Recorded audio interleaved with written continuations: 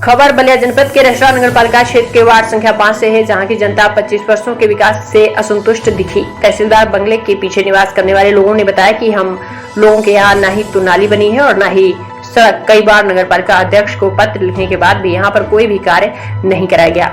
वहीं लोगों ने आरोप लगाया कि बगल से जा रहे बड़े नाले की सफाई न होने से बजबजाता नाला हम लोगों के लिए मुसीबत बन गया है। एक तरफ पानी की सड़क की बदबू तो दूसरी तरफ बीमारियों का खतरा। वहीं इस नाले पर नगर पालिका द्वारा सफाई के नाम पर लाखों रुपए का चूना हर वर्ष लगाया जाता है, लेकिन सफाई के नाम पर केवल होती है खानापूर्ति। वहीं आम आदमी पार्टी के प्रत्याशी अर्जुन जायसवाल ने बताया कि यह नाला नगर पालिका का सबसे बड़े भ्रष्टाचार का खुलासा करता है। आइए जानते हैं और क्या कहा वार्ड नंबर 5 की जनता ने।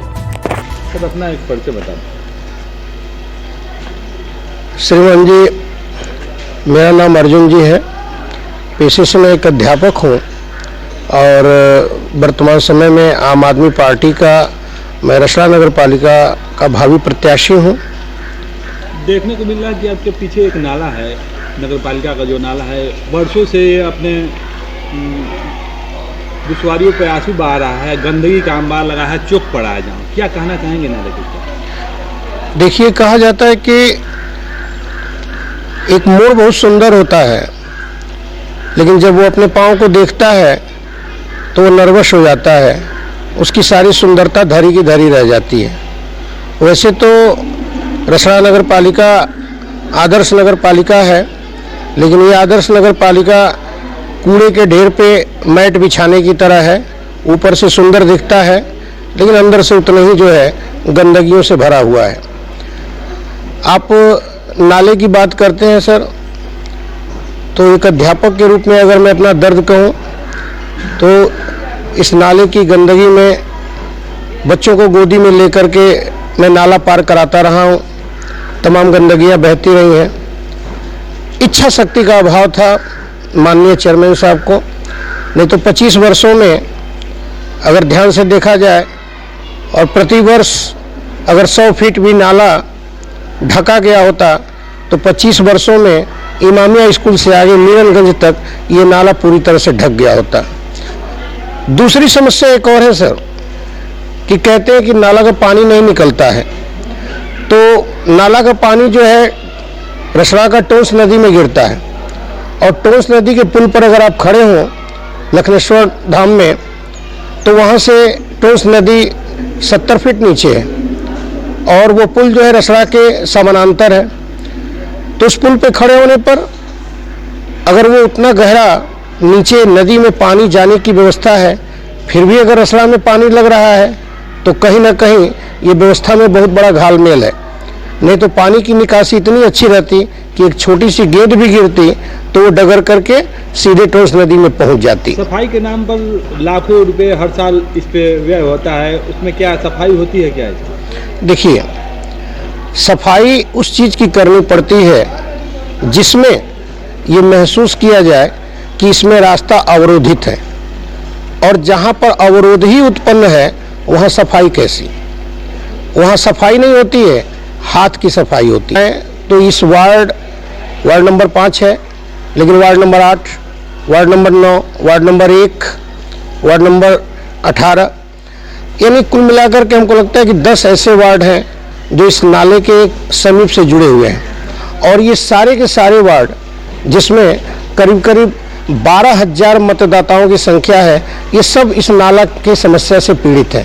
कहीं ना कहीं उनके मकान में नमी, सीलन और मकान में कमजोरी भी पैदा होती है। और दूसरी तरफ देखिए, इस नाले से संबंधित अनेक सैकड़ों प्रस्ताव डाले गए, नगर पालिका में एप्लीकेशन दिए गए, लेकिन सब लंबित पड़े रहे। समस्याएं ज्यों की त्यों खड़ी हैं और ये समस्याओं का समाधान इच्छा शक्ति के अभाव में नहीं हुआ। नाले से इतनी बदबू आ रही है, बीमारियों का इस समय सीजन चल रहा है, क्या आप उस पर कहें? देखिए, अगर जिस तरह से नाला का परिवेश है इस समय, कभी भी किसी दिन आप ही लोगों के चैनल के द्वारा कोई बहुत बड़ा भीषण ब्रेकिंग न्यूज आएगा कि इससे महामारी फैल गई। तमाम रसड़ा में बीमारियां यहीं से जन्म ले लेंगी और शायद उस दिन जो है ये नगर पालिका चेतेगी कि हाँ, बहुत बड़ी जो है 25 वर्षों से ये गलतियां हो रही थी, सुधारने की कोशिश नहीं की गई। और सच पूछिए तो जनता ने तो मूड बना लिया है बदलाव का, और ये नाला माननीय जो चेयरमैन हैं उनके हार का बहुत बड़ा कारण बनेगा।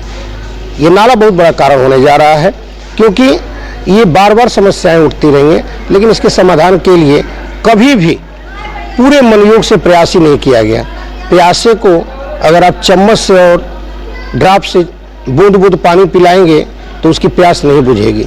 ये समस्या जिस तरह से था, रसड़ा के नगर पालिका के द्वारा तमाम ऐसी जगहों पे पैसे लगाए गए, बजट लगाए गए जहां पर उसकी आवश्यकताएं नहीं थी, और जहां आवश्यकता थी उस पर प्रयास ही नहीं किया गया। अगर प्रयास किया गया होता तो क्या 25 वर्षों में 20-20 मीटर नाला को ढक करके और समाधान नहीं कर दिया गया होता?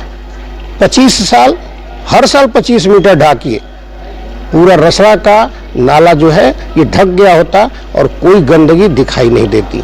लेकिन दुर्भाग्य है, रसड़ा अपने इस दुर्भाग्य पर आंसू बहा रहा है, और अब वो समय आ गया है, लोगों ने बदलाव का मूड कर लिया है।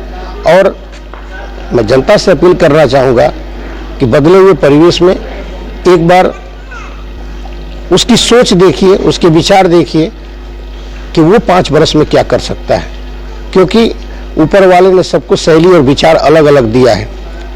जो मेरे विचार में आ सकता है, हो सकता है कि 25 सालों से उनके विचार में ना आया हो।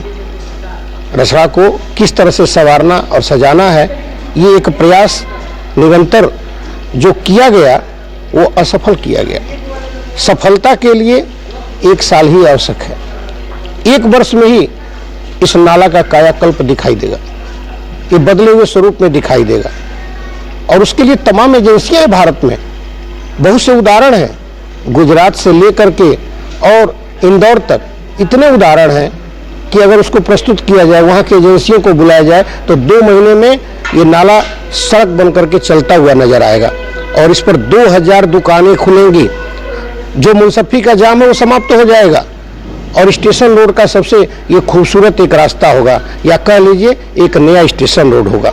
और इस रोड पर तमाम ई रिक्शा चलाने वाले जो हमारे भाई लोग हैं, 50 लोगों को इस पर रोजगार मिल जाएगा। 2000 लोगों को तो स्वतः दुकानों के रोजगार मिल जाएंगे। भारत रसड़ा की अर्थव्यवस्था में एक बहुत बड़ा जो है ये उम्दा उत्साह साबित होगा, और शायद यहाँ के लड़कों को कहीं बाहर नहीं जाना पड़ेगा। ये नाला इतनी समस्याओं का समाधान करेगा, लेकिन इसके पहले कभी समाधान के लिए सोचा ही नहीं गया। दुख है।